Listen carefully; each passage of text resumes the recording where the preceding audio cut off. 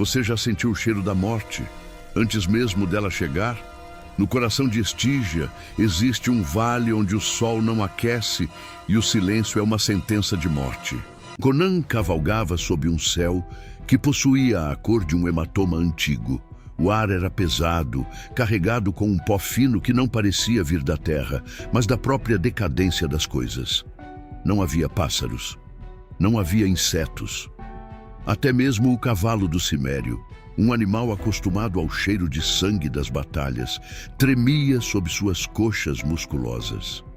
Ele havia cruzado a fronteira de Zamora esperando encontrar salteadores ou feras, mas encontrou algo pior: o nada. As árvores ao longo da estrada não estavam mortas, mas pareciam presas em um instante de agonia eterna, com galhos retorcidos que não balançavam nem com a rajada de vento mais forte. O bárbaro apertou o punho de sua espada. Para um homem como ele, que vivia do movimento, da ação e do rugido do combate, aquele silêncio era uma ofensa. Era um silêncio que não representava paz, mas estagnação. Conan sabia que a natureza sempre faz barulho. Apenas o que é profano permanece calado. Ele estava entrando em um lugar onde o tempo havia esquecido de passar, uma ferida aberta na realidade da era riboriana. Ao cair da tarde, as ruínas de uma vila surgiram na névoa. Não havia fumaça saindo das chaminés, embora as luzes de algumas tochas estivessem acesas, queimando com uma chama verde e fria que não emitia calor. No centro da praça, Conan encontrou o povo. Estavam todos lá. Homens, mulheres e crianças. Alguns estavam sentados em mesas com canecas de metal presas em mãos pálidas. Outros estavam parados no meio da rua, olhando para o horizonte com olhos que não piscavam. Eles respiravam. Um som ruidoso e lento, mas era o único sinal de vida. Conan desmontou, o som de suas botas de couro contra a pedra soando como trovões naquela quietude.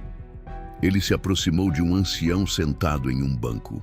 Ao tocar o ombro do homem, o Cimério sentiu um calafrio que percorreu sua espinha. A pele não era quente, nem gelada como a de um cadáver. Era inerte, como mármore que simula a carne. O homem não reagiu. Não havia medo, não havia raiva, não havia nada. Conan percebeu com nojo que aquelas pessoas haviam desistido. Eles não foram escravizados por correntes, mas por algo que devorou sua vontade de serem humanos. Para o bárbaro, aquela era a forma mais vil de morte. O corpo que insiste em continuar sem que haja uma alma para comandá-lo. O Cimério sabia quem era o responsável.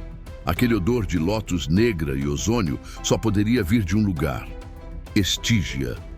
Nas sombras dos templos de Sete, os feiticeiros buscavam a paz eterna através da negação da vida. Ali estava a grande mentira da civilização que Robert E. Howard sempre denunciou.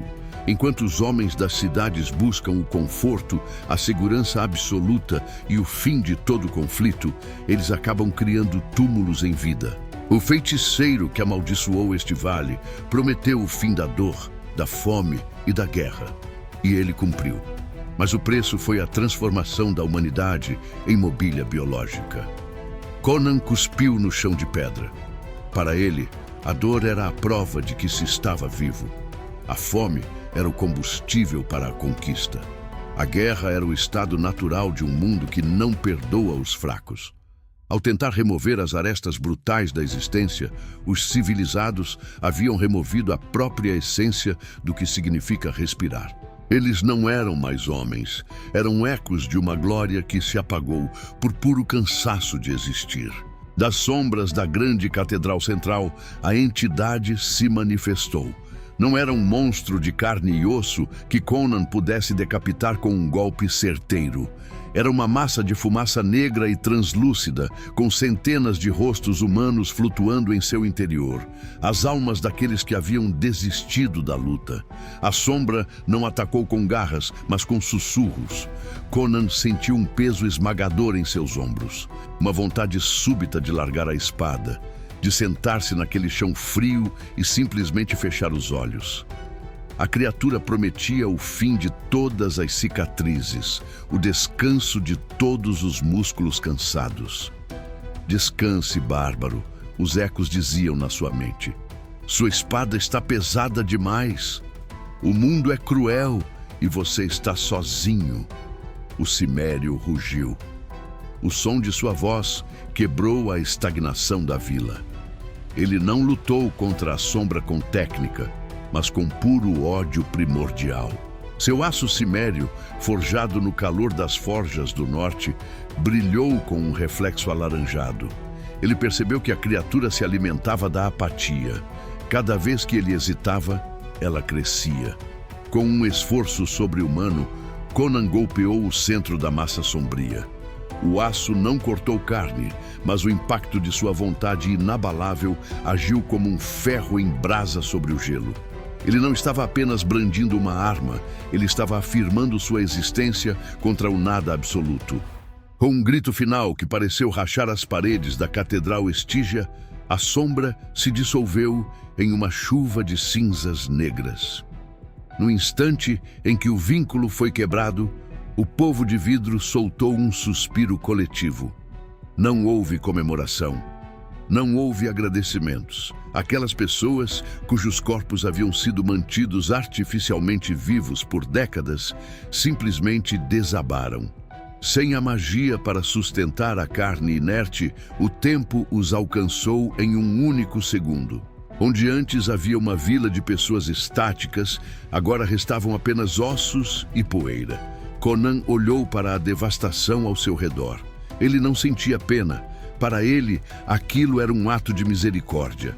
Ele havia devolvido a eles o direito de morrer, o último privilégio de qualquer ser vivo. Ele montou em seu cavalo e partiu sem olhar para trás. Enquanto o sol finalmente começava a se pôr, emitindo uma luz avermelhada como sangue fresco sobre as ruínas, Conan entendeu uma verdade que os reis e filósofos jamais compreenderiam. A paz absoluta é o túmulo da alma. Enquanto houvesse aço em sua mão e fúria em seu peito, ele jamais seria um daqueles homens de vidro. Ele preferia morrer 1000 vezes em batalha a viver um único dia em silêncio.